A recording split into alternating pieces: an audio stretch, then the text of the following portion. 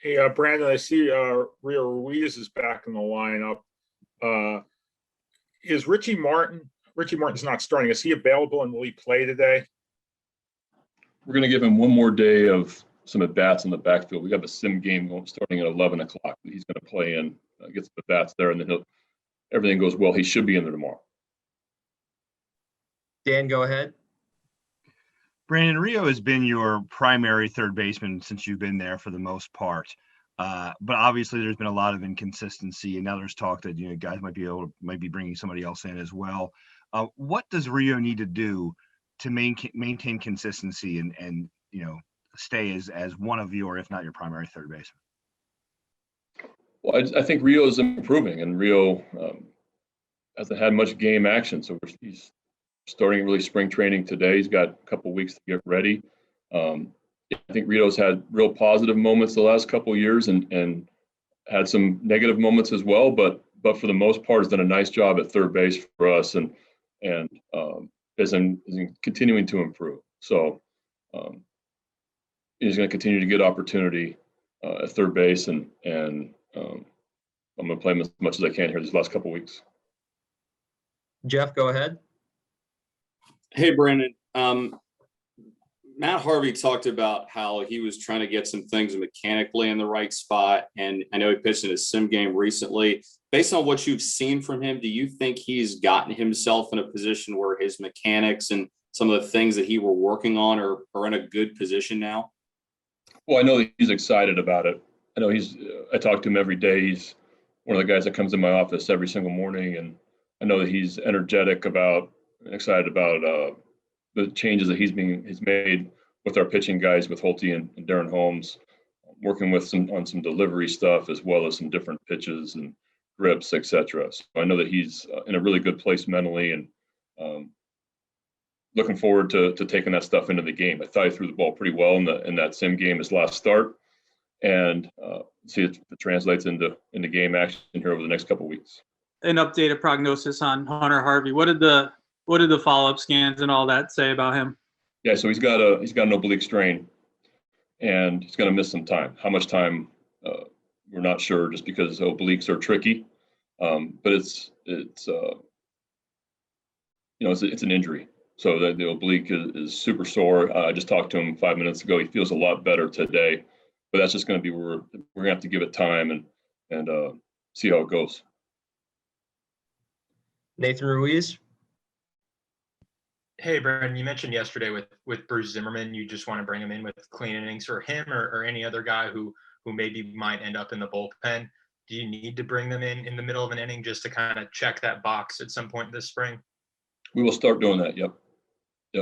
Actually, Lakins was going to come in yesterday in the 7th, 6th, whatever Zimmerman's last inning was. I had Lakins up in case the pitch count got too high. I was going to bring Lake in to finish off the inning and then go back out. So that's all going to start, or I was going to start yesterday. Rich, go ahead.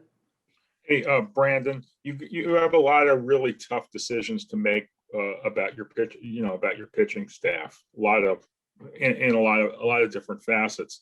And when Fry had another tough outing, you said, well, you thought that he was pitching well and the numbers weren't reflecting it. But when you're making these tough decisions in the next couple of weeks, are you going to have to look at these numbers? Because there are so many, there are so many interesting contenders you have for the staff.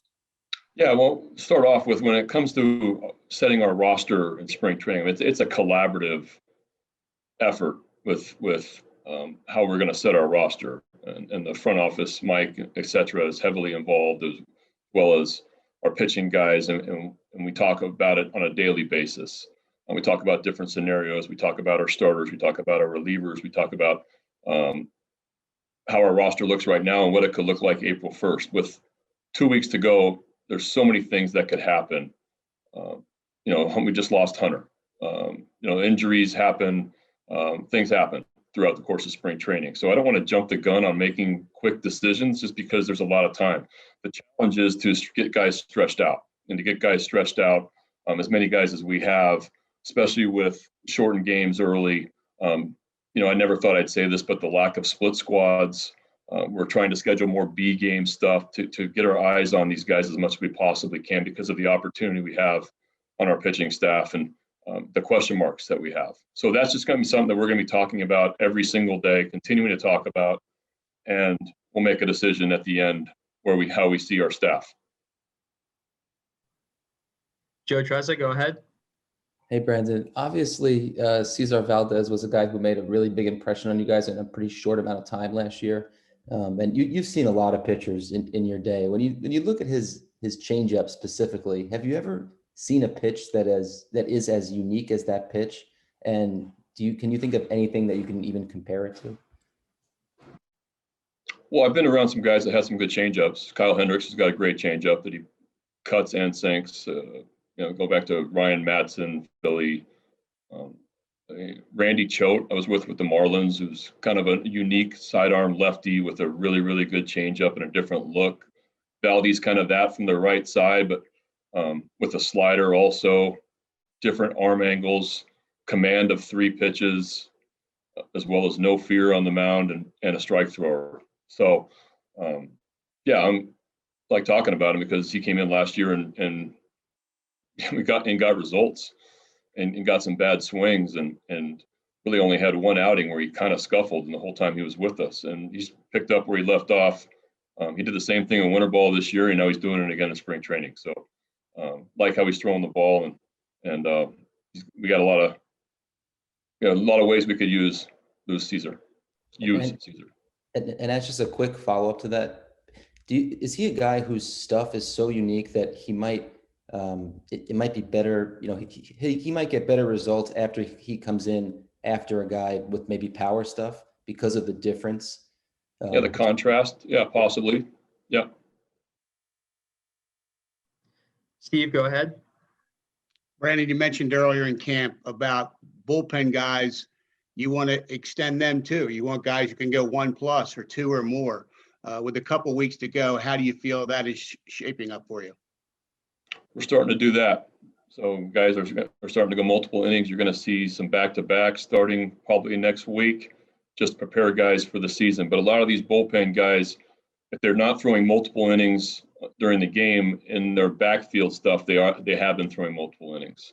So we're trying to build up, whoever's in our pen to have the option to be able to go 2+ innings.